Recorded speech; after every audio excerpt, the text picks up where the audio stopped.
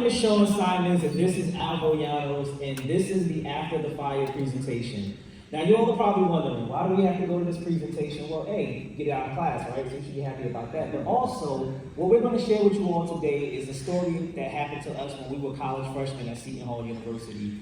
When we were going off just to, get an education, to have some fun, to start our careers, one of the most unfathomable things happened to us one night. Alvaro's going to give you all a quick synopsis of what happened leading up to the Seton Hall University fire and what happened as a result of it.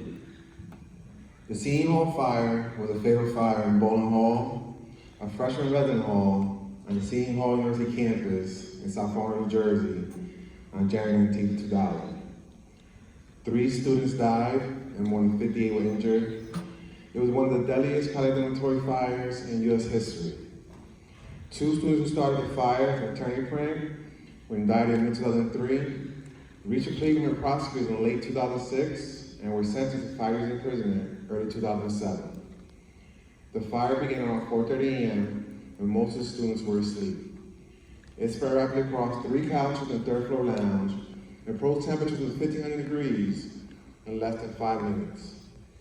Though no settling was used, the fire burned hot enough to melt the static cover of the hall, called the surveyors to many of the students intended to escape by crawling the floor to reach the stairs. A few students back in thick smoke using their staircases, and a few jumped over 40 feet to the ground. Another cause of injuries and deaths is the fact that resident halls had self-false fire alarms, causing students to ignore the alarms, including the one warning of this fire.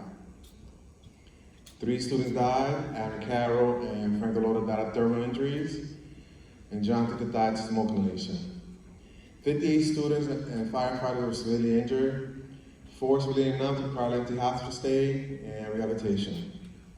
Shawn Simons and myself, Alvaro Llanos, 2 of the most brilliant students, are here today to share our remarkable journey from this tragic night to become an advocate in fire safety prevention and overcoming adversity. Though the fire was many years ago, the story is still used to teach us about the effect that fire can do to a campus and a community, and that no matter obstacles you have in life, you can overcome them. In our case, it's still life after the fire.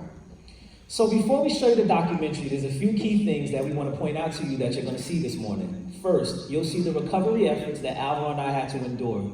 You're going to see what our parents were going through, what our campus and our community were going through, not knowing if we were going to live or die. Next, if anybody's thinking about possibly going into a medical field, maybe becoming a nurse, a therapist, maybe even a doctor, we want you to pay particular attention to the nurses and the doctors who took care of us in the burn unit at St. Barnabas Medical Center in Livingston, New Jersey. We like to call them our angels because they took us under their wings as if we were their own children. And we would later find out that many of them had children who were either getting ready to go off to college, or some already had children that were in college.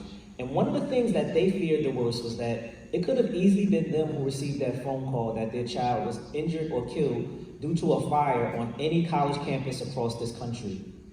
Next, you're going to see the arson and criminal investigation.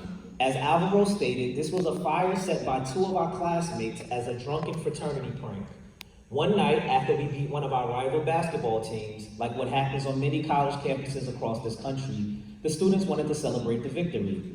But these 2 guys did something that not only changed our lives forever, but it had a major impact on the rest of their lives as well.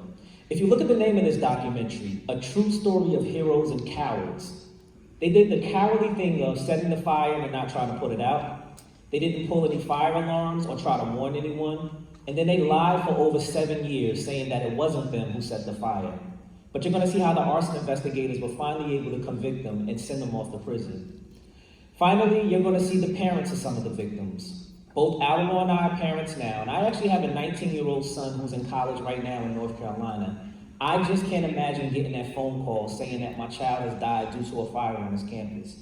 When your parents send you off to college, they expect for you to get an education, to socialize, to start your careers. But the number one thing that every one of your parents expects is that you're going to come back home. And 3 of our classmates didn't have that opportunity due to this fire on our campus. So you're going to see how those parents have become advocates for fire safety and fire prevention, just like Alvaro and I. Now, the Seton Hall University fire affected thousands of colleges across the country. By a show of hands, for those who are going off to college, how many of you all are planning on going out of state to school? So we got a few hands up. The reason why I asked you that question is, in the documentary you're going to see, because of the fire happening here in the state of New Jersey, a law was passed that all the colleges in the state and all the dormitories and the residence halls, they had to go back in and they had to put fire sprinklers. Unfortunately, New Jersey is only one of 3 states across this country that has those mandatory fire sprinkler laws. So for some of you who raised your hands who may be going out of state to school, or maybe you're going to go visit somebody who's going out of state to school, there is a possibility that the dorms that you're living in or visiting may not have fire sprinklers in them. But what some schools decided on their own to do was to go in and put fire sprinklers. Many more college campuses now talk about fire safety and fire prevention because they don't want to have a tragedy like what happened to us at Seton Hall happened to them. So by the end of this program, we hope to share with you all some tips that we've learned along our journey, but we also hope to leave every single one of you with an inspirational story that you can carry on with you for the rest of your lives. So without further ado, we'd like to present to you After the Fire. Thank you.